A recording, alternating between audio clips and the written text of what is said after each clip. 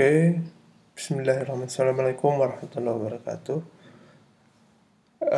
Pada kesempatan ini saya akan coba menjelaskan tentang video pertama, yaitu role based expert system. Ya, kita mulai dengan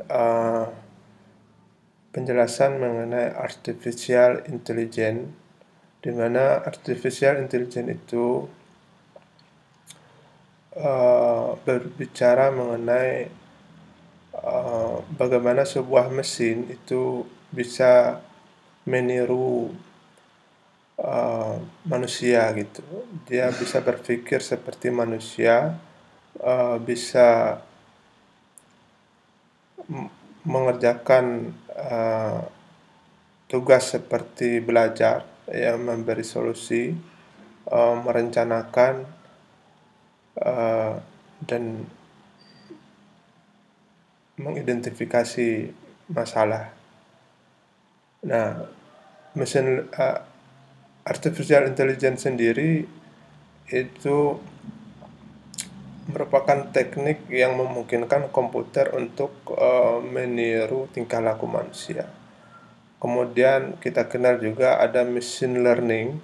Machine learning ini subnet atau subset atau subbagian dari artificial intelligence yang merupakan teknik yang digunakan secara metode statistik mampu untuk mengimprove pengalaman, itu untuk meningkatkan atau memperkaya pengalaman gitu.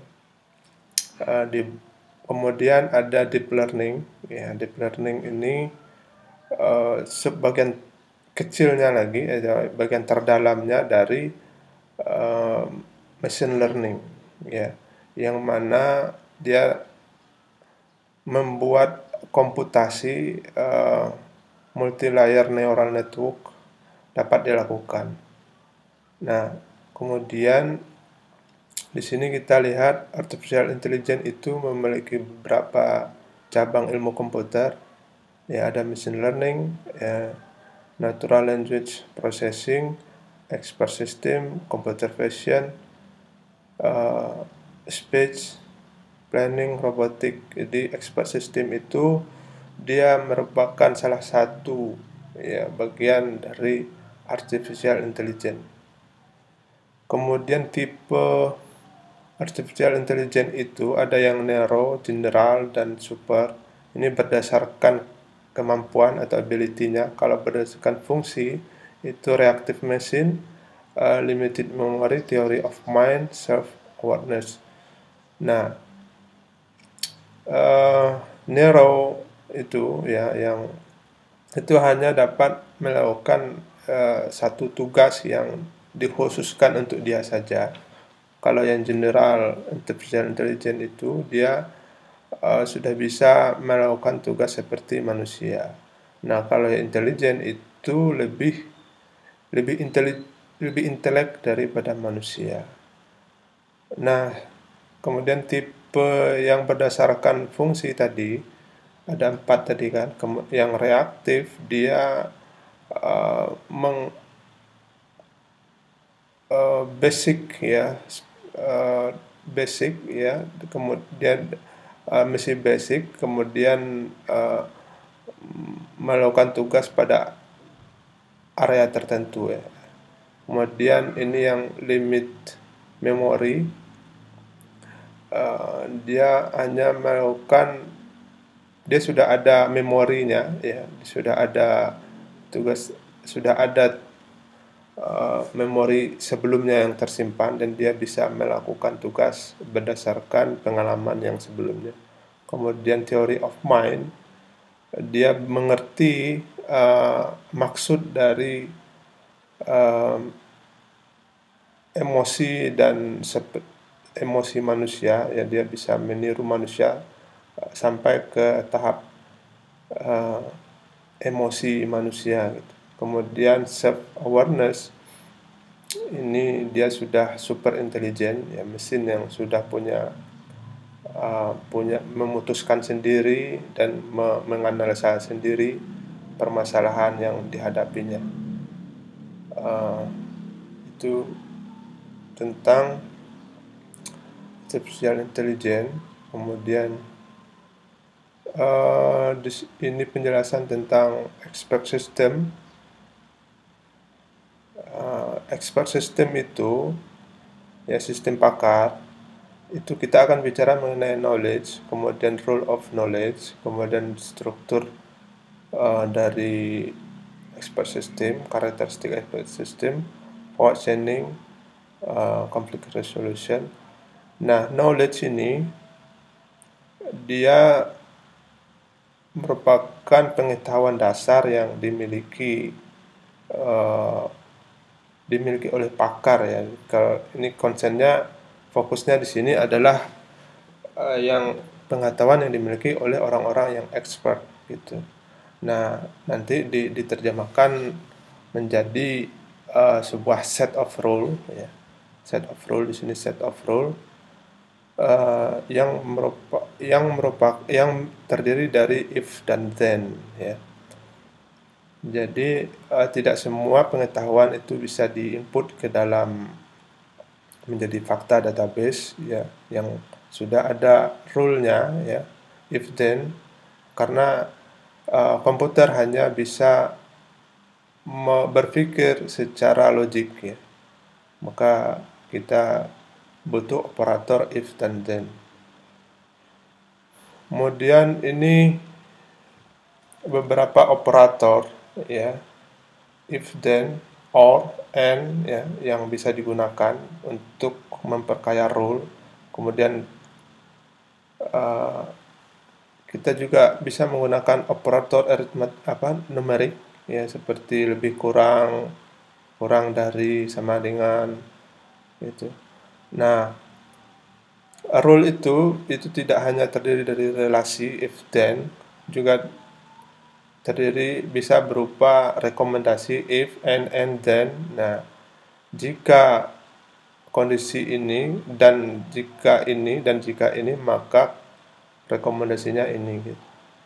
Kemudian juga bisa berupa direktif ya, dan juga bisa berupa strategi ya. Strategi misalnya jika mobil mati dan maka aksinya adalah ini. Jika step 1 komplit ya, dan is full tank ya, full tank is full, maka rekomendasinya adalah cek baterai.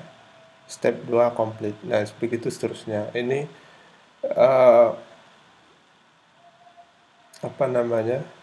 macam-macam rule ya, rule yang bisa digunakan. Nah, struktur dari expert system itu sendiri kita punya di sini ada 5 strukturnya ya. Ada knowledge base, database, inference engine, explanation facility, dan user interface. Knowledge base sendiri itu terdiri dari if then, jadi set of rule if then. Kemudian database itu isinya adalah fakta. Fakta ini adalah if dari rule ya, bagian if dari knowledge ya, bagian if dari knowledge itu masuk dalam fakta. Nah, fakta ini diupdate ya berdasarkan proses yang dilakukan oleh inference engine. Inference engine ini nanti ada 2 ya, ada yang forward chaining dan backward chaining. Jadi itu adalah proses ya. Proses ini mengaitkan antara knowledge base dan database. Jika ditemukan fakta baru yang didapat di dalam knowledge base, maka dia akan mengupdate database. Kemudian explanation facility ini dia merupakan fasilitas untuk menjelaskan aturan main sebuah sistem kepada user. Kemudian ada user interface yang menghubungkan antara user dengan mesin. Kemudian ada user. Ini penjelasannya. Kemudian yes, ini ini tadi forward chaining ya. Forward chaining ini metode untuk yang dilakukan dalam inference engine, di mana forward chaining ini dia mengecek atau melakukan pencarian fakta menggunakan if then itu dari depan ke belakang. Sedangkan yang forward chaining, nah ini metodenya seperti ini. Ini ada knowledge ya. Kemudian ini ada database. Database-nya isinya fakta A is X, B is Y. A is X, ya. A is X. Kemudian rule-nya jika A is X dan B is Y, dan B is Y. Nah, ketika ini cocok, maka B is Y akan diupdate ke dalam database sebagai fakta baru. Nah, itu metode forward chaining. Nah, contohnya seperti ini.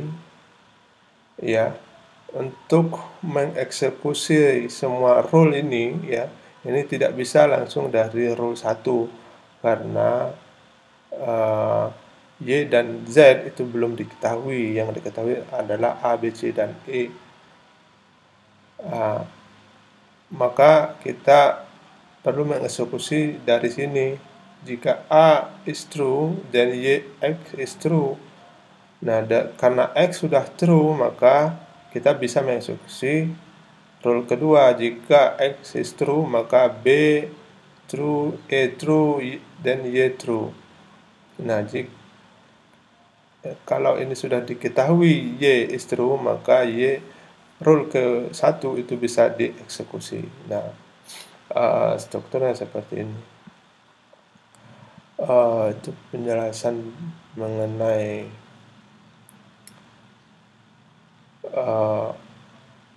kemudian belum selesai tadi ya. Nah, ini forward chaining, penjelasan detailnya seperti ini ya. Kita punya set database A, B, C, D, dan E, di mana yang diketahui itu adalah X, maka yang bisa dieksekusi adalah A sama A dan X is true. Yang lain tidak bisa dieksekusi karena dia forward chaining ya kan. Dia mengecek mana yang lebih pertama yang dapat dieksekusi. Nah, maka dia akan mengeksekusi ini, kemudian kita mendapat fakta baru kemudian apalagi yang bisa dieksekusi? C ya, C. Tadi A, karena A sudah ada di database. Kalau Y dan D, Y ini kan tidak bisa. Y tidak ada di database, X juga tidak ada, L juga tidak ada. Nah, C sudah ada di database, maka C bisa dieksekusi, maka didapat fakta baru L. Nah, kemudian berikutnya, karena karena X sudah diketahui ya, maka X, B, E ini bisa dieksekusi ya, maka didapatlah dari sini fakta baru Y. Y masuk ke atas, kemudian karena Y sudah dieksekusi, sudah diketahui, maka Y dan D sama dengan Z itu bisa dieksekusi. Nah, yang ini tidak bisa karena L dan M tidak ada di dalam database itu. Kemudian kalau yang backward chaining ya, nah, dia berdasarkan goal, tujuan, target. Nah, targetnya adalah Z. Nah, ketika kita mengeksekusi Y dan D sama dengan Z, itu tidak bisa karena Y dan D tidak diketahui, maka kita cari di sini untuk mendapatkan Y. Kita ingin mendapatkan Y, goalnya adalah Y, X dan B dan E adalah Y. Ini tidak bisa dieksekusi karena X itu tidak diketahui, maka kita harus mengeksekusi A sama dengan X dan goalnya adalah X. Nah, ketika A diketahui, maka X ini bisa ditemukan. Nah, ketika X ditemukan, maka kita bisa mengeksekusi X, ya, X sudah ditemukan tadi, X, B dan E sama dengan Y. Nah, Y dapat ditemukan. Ketika Y ditemukan, maka kita bisa mengeksekusi Y dan D sama dengan Z. Nah, maka goal Z itu tercapai. Nah, dia tidak mengeksekusi C dan C sama dengan L karena itu tidak berdasarkan target. Gitu. Itu perbedaan antara forward chaining dan backward chaining. Kemudian penerapannya, ini kita lihat salah satu jurnal, dia sistem pakar untuk meneliti mesin mobil, ya, mendiagnosa kerusakan mesin mobil Panther berbasis mobile. Nah, dia menggunakan di sini, ini database-nya. Nah, ini forward chaining-nya dia cek dalam basis aturan, maksudnya knowledge, rule knowledge-nya. Kemudian cek apakah ada aturan yang sesuai. Kalau ada, simpan ke dalam fakta baru, ya, database baru. Kemudian kalau tidak ada, cari aturan berikutnya. Nah, cek aturan berikutnya seperti itu. Terus di sini ada bentuk, nah ini yang backward chaining, ya. Dia baca basis data dulu, mungkin dia punya basis datanya. Kemudian daftar pertanyaan, dia sudah siapkan daftar pertanyaan yang goal yang akan dicari gitu. Kerusakan yang terjadi pada kolom, macam kerusakan. Jadi mungkin di database-nya ada field atau kolom yang sudah ada tersedia di situ. Kalau kerusakan ini solusinya ini, kerusakan ini solusinya ini, gitu ya. Nah, jika ditemukan, maka buat kesimpulan. Kalau tidak ditemukan, maka kesimpulannya apa, begitu. Nah, dari sini kita bisa lihat nih interface-nya. Kesimpulan dari penelitian ini, dia mengatakan mampu melakukan proses penalaran data baik dengan metode forward ataupun backward chaining, gitu. Itu salah satu penerapan. Ya, mungkin itu yang bisa disampaikan untuk video pertama ini. Demikian, Assalamualaikum warahmatullahi wabarakatuh.